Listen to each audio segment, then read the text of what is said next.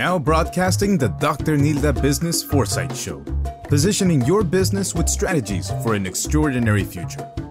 Dr. Nilda features expert guests from diverse backgrounds to bring you their stories and strategies that have helped them reach their success.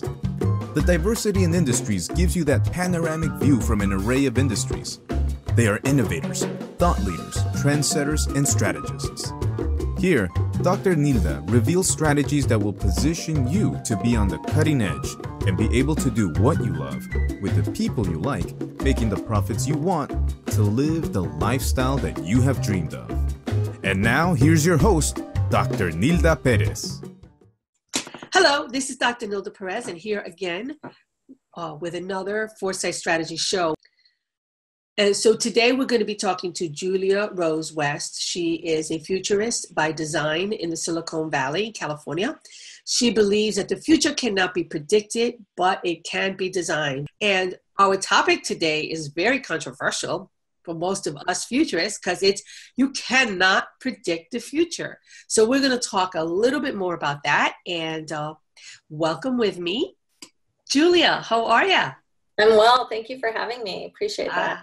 I'm so excited to have you. I love your take on this whole foresight strategies and futuring. So I'm going to just jump right in. I know you talk about threat casting. Essentially, the future cannot be predicted.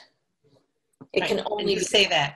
Yeah. It can only be designed. Yeah, and I'll get to all that. But essentially, what I think about when I say that is that, you know, we're getting better and better at creating these predictive models, right? And these algorithms via predictive modeling. But it's really taking data of the past and projecting it into the future. And sure, there are variables to account for possible outliers in these algorithms. But predictive modeling is using the past to predict the likeliness of the future. And that has gotten us into trouble. Just look at our economy, look at companies, look at our country, right? There were so many predictive algorithms that said this is going to happen, and instead this happened. I know. Yeah, absolutely. And that was such a shocker. There were so many predictions that there was no way that this was going to end up where it did. And I have to tell you, it was a shock. I was up till 3 a.m. because I was in shock. I was like, nobody could believe it. Nobody could believe it. And I was like, but I was sure that he was not going to win. Absolutely. So those are, I really like that. I like the idea that it has to be designed, and all of this happened by design. You have a book, and the book is What the Foresight. Yep.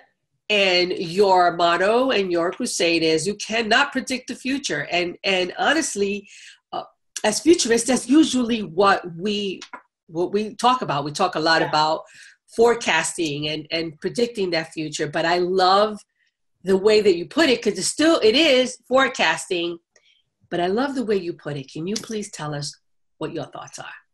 Yeah, absolutely. So I think there's kind of two approaches. A lot of companies and a lot of individuals try to predict the future in order to prepare for it or to get in front of it. And I think we need to start looking at it a little differently. I think we need to be proactive instead of reactive. So I think we still look at the future. We still study the future the same way. But instead of being reactive to it, I think we need to decide, no, this is the future we want to design, and go after and design it. And then just as importantly, we need to say, this is the future we want to avoid, and how can we avoid it? And in the avoiding, we start to see ways that we can, shift the future or shift our vision or our view of it and go after a different design, if that makes sense. Absolutely. It makes perfect sense. Okay, so what you, and again for the audience, what you want to say here is that there is, although there are predictions, but even our predictions are not something, we don't pull it out of a hat. These are based on the past. We're at the present, looking at where we are now. We look at the past, and we start designing that future. Yeah, so there's what I do, and what my business partner, Alida Drought, does is we look at a variety of possible futures. So we say, okay, the future could be this, this, or this. And in doing so, we start to say, okay, well, this is the future we want to go after, and this is the future we want to avoid. Or maybe it's a combination of a few futures that we want to proactively design ourselves. And I think a lot of people and companies are kind of paralyzed by that, and they think they don't have the authority to design the future. But really, in this ever-changing world with the technology that we have access to, the future is really for anyone's taking. And we should all have access to design the futures we want. Okay. So can you give me a scenario where you were able to help them design that future? Yeah, so I think when it comes to designing the future, going after the future you want, whether you're a company or an individual or government, it really comes down to your personal values, right? Your values as a company, your personal values as a person. And you have to look at those values and say, okay, what would a collapse scenario look like? Or a growth scenario, or a transformation scenario, or a constraint scenario. Those are kind of the four classic foresight scenarios we like to evaluate and explore. And in doing so, you start to look at other possible futures. So let's say a value of a company is, give me a value that a company might have. The value may be to make people better. It could be healthcare. How do we want the value is making people feel better. Okay. Yeah. That's okay. So like getting people healthier, making them feel better. Exactly. So that might require a bit of experimentation with your clients, experimentation with your customers, in a little bit of R&D in order to figure out what the next thing is you want to do. Right. Well, or how you're going to serve that customer. Well, if for instance you have a constraint scenario, it looks something like the government has come in and they've said, actually, you can no longer experiment with humans in this space. You can now only use, animals or something like that, but dogs and cats don't give you the feedback you need. So you're very limited in what you can do. In America, we tend to only see the growth scenario. There's been studies on this, and right. Companies really don't want to explore anything beyond growth. But what that does is it blindsides them to the other futures when something like the government starts to intervene and they have a constraint that they put on your business, or there is a collapse, whether it be financial or political collapse. Or right. Another scenario is complete transformation, right? When we talk about transformation, we talk about things like the advent of the iPhone. Right. Right. There's an entire industry right now devoted to development of apps that wasn't here 10 and a half years ago. Right. So in 10 and a half years, what is going to be that disruptive thing that completely transforms the business? Get companies and get people thinking beyond just that growth scenario and exploring other possible futures. Right. And that's the beauty of it. This is, and I'm so that's why I guess I'm so fascinated by this, because this is how I teach the future. And so when I'm working with my clients, I always talk about that steep, like the external, because there are certain things in your company that and even when you have control, you have a limited amount of control because of that external. If anything changes, like you say, in laws, in the environment, entire companies can go under with a change. One of those industries was real estate. When the economy dove, a lot of realtors ended up, and now with the change with AI, there's a lot of realtors that are really hurting because people go online and they look for their house and they don't need that realtor. So these are things that we can prepare for, or like you said, we can design. We can be the designer of that change. Yeah. That really brings the power back to us. Yeah. And that's why that's so important. I love that. Yeah, especially in your realtor example, like if you're a realtor and you're starting to see this change, right? maybe it's time to disrupt the real estate industry, and maybe you're the one to do it. Or maybe it's time to take your career and shift it to something else because you kind of see this coming, instead of being blind to those signals, some weak and some strong, that are saying, this is what's happening in this industry. Right. So Dr. Gary was here a few weeks back, and one of the things he always talks about, that what if, and we should look at everything from that what if. So even when you're looking at something, you don't look at it as face value. You want to look at it always from that critical standpoint, and that it's more critiquing, because critical thinking, it has such a negative connotation because we look at criticism as something negative, but it's actually a positive. I mean, unless it's against a person, but we should be looking at everything with that critique. Hey, this is great, but what if this was better?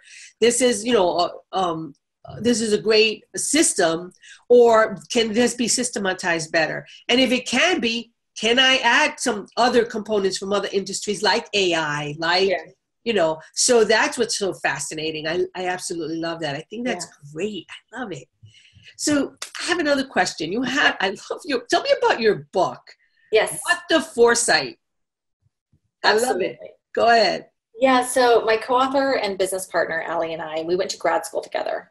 Okay. And while we were in grad school, we discovered a couple of things. And we were in grad school to get MBAs in strategic foresight. So essentially futurism or future studies. Right. And the couple of things we discovered was that, one, everyone needs access to their future. And the tools available to think like a futurist should not be limited just to corporations or government. Awesome. And the second thing we learned was that the tools and the language that futurists use in strategic foresight is very academic, and it's difficult in its approach sometimes. So we wanted to simplify the process and give everyone access. And at first we thought about creating some kind of business book or book for nonprofits or things like that. But we thought, what would be the easiest way to give everybody access? And so we created a personal futures workbook.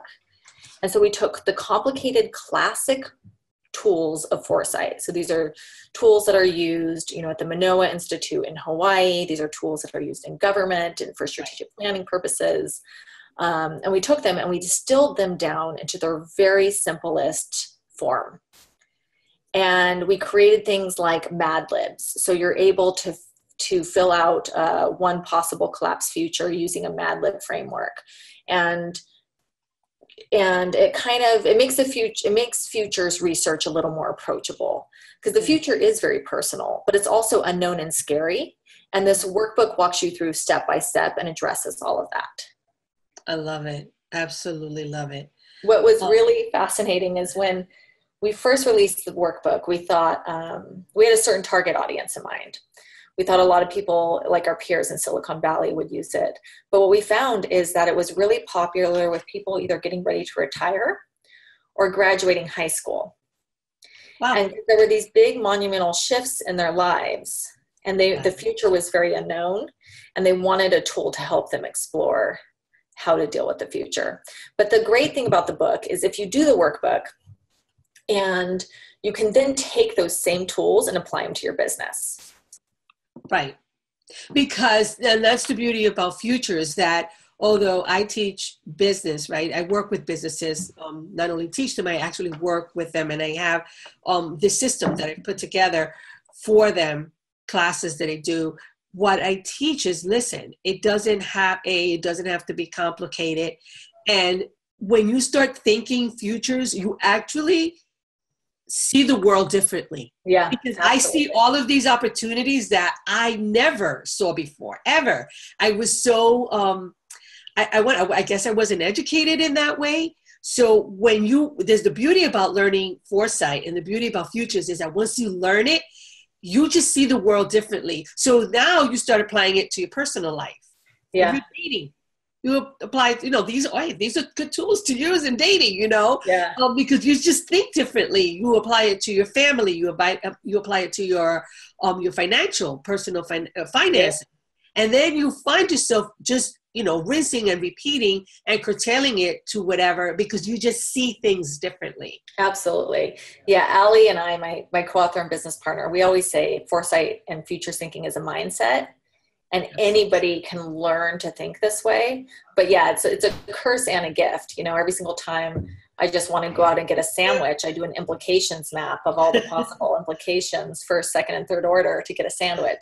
Yeah, absolutely. It's kind of frustrating to the ones you love. Yeah, it is. Absolutely. Yeah. But you know what? And simultaneously, it's so much fun. Absolutely. So much fun.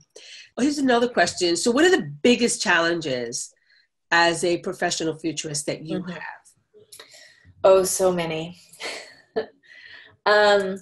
I think the biggest one is what we're talking about today, is that companies still think of futurists as prediction machines. Okay. And as predictive modeling becomes more of a common thing, there will be challenges for futurists to insert themselves into the process of predicting the future, so to speak. But predictive modeling, and any model that uses data and is taking data from the past and projecting into the future. So whenever we do that, whenever we use the past to predict the likeliness of the future, it gets us into trouble. And there are so many things fundamentally wrong about this, and has gotten our economy, our companies, and our country in trouble with these kind of predictive models. So we have to keep human in the loop. And as technology improves, futurists will be challenged with inserting themselves into the process. But I actually see it as an opportunity, because there are often like two primary times when companies look to hire futurists. It's either when they have experienced this crazy exponential growth and want to keep growing at that same rate, right, but they need to figure out their next play and are looking for like someone to guide them in the next big thing. Or it's after they experience a collapse scenario and need to reinvent themselves or fix a big issue. But I think there's a lot more room to have these, to insert foresight methodologies. Every 6 months, your company should be looking absolutely at the future. You shouldn't wait until you want to figure out that next big thing, or till your company is in a pickle or collapses. It should be an ongoing process. And so I think that's both a challenge and an opportunity. Exactly. I love that. That's true. How open do you find that small businesses are to hiring a futurist or even going through the whole futurist process? I would say the smallest company I ever worked with was like 500 to 1,000 people. Okay. That's still quite large. Mm-hmm. I would say what happens in those instances is they want to bring us in for like a one-off workshop to tackle the future of X, right? Insert X here, the future of marketing, the future of whatever it may be, the future of schools. And I feel like where they would be better served is if they approached it more as a workshop to how to learn to think like a futurist. Right. And then we created tools that they could then take back and use on a monthly basis or every 6 months. Mm-hmm. I think they'd be better served in that way versus come in and let's do the future of X, just because they're probably too small to hire a futurist full time, right, but they could really, there's probably a few people in the company that would embrace this mindset and this way of thinking, right, and start to be ambassadors for it and help the company grow. Right. Because that's where I have found my biggest challenge also, Julia. It's the mindset. So whether it's a small company or a large company, the thing is that large companies also want to tackle one thing. And yeah, so it ends up being almost the same problem, because they want to tackle, X or Z. They want to tackle that one problem. They're not looking at the mindset. So, yeah, and the problem with futuring is that if you don't change your mindset, you are dealing with one issue at a time. Absolutely. If you think like a futurist, you have a much broader perspective. And then you can target small things at a time. Yeah. So where I find the biggest challenge is working with the mindset. Now, my background is behavioral health. So psychology and behavioral health is very much about mindset. So I spend a lot of time there because I realized I have to take those steps back to be able to bring them forward. So it's impossible, these, it's like coaching. You have to, change the limiting beliefs. You have to seriously like remodel their brain. And then when they take off, the businesses that I've worked with have taken off like unbelievable, but they've done that because it's been a whole mindset change. Yep. And then they come back. So even if we do the small pieces at a time, they come back because they're able to tackle it from that viewpoint. Yeah, when Allie and I were in grad school, we did actually like kind of a predictive research project at the very end of our time there. But we did a future of futurists research project. So we really wanted to figure out what the future for futurists was, because here we were graduating. And what we started to realize is it wasn't even a thing yet. Nope. So we were going to have to insert it in different ways into the companies we worked for and the businesses we were working with.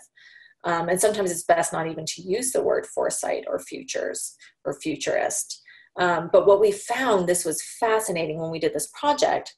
So this is in 2016. We found that companies were about 7 years away from hiring futurists full-time and embedding them into their org at the time, and that was 2016. Right. So they were about 7 years away from actually hiring full-time futurist.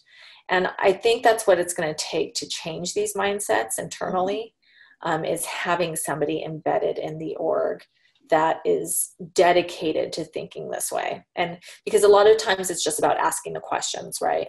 Right. It's about asking, okay, this is your primary bread and butter, but what happens if this goes away? What happens if this is no longer there? Then what's the focus of the company? Right. So this is where I spend most of my time. Most of my time is spent in changing mindsets, in broadening their worldview, and having them see this different perspective. Because I graduated, 2013? 2012, 2013. And that's what I found. I was like, oh my God, I'll never be hired. No one will ever hire me, because nobody knew what it was. A futurist? Oh, you tell the future? But the blessing was that I understood that it was mindset and that I had to go there first. So that has been the beauty. And so, we have a magazine, and in the magazine, that's what we talk about. We have all these different perspectives. We talk about innovation. We talk about mindset. We talk about creativity. So we actually take the process and we break it down to small pieces.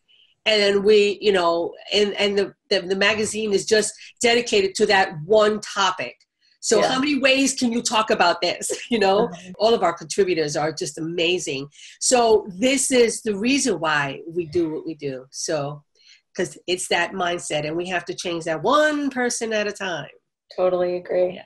And then it's like a snowball effect, right? Then suddenly it just becomes this snowball, and then everybody is, oh yes, think like a futurist. Absolutely. One day we'll be in the forefront of that crusade. We'll be leading it. So. Love it. So here we're getting to the end, and I want to give you my takeaways. So my takeaway is you have to keep human in the loop when we're talking about foresight. Absolutely. That the future really cannot be predicted, that it has to be designed, and it's up to us to design it. Yes. That we have to be more malleable, that we can't be so stringent in believing that the future has to be a certain way. We have to look at it in a broader sense and stop compartmentalizing it. Yes, adaptability is the key for sure. I love it. So do you have any closing words, Julia? What do you want them to walk away with? I think back to your, the crusade that you're on to change mindsets. Well, why that is so important to me and why that resonates with me is because in order to design the best possible future, it has to be inclusive and it has to have a lot of different perspectives. Right. And we're only going to do that if we all start thinking this way and start contributing to the actual design of it instead of letting a few people dictate what our future is going to be. Absolutely.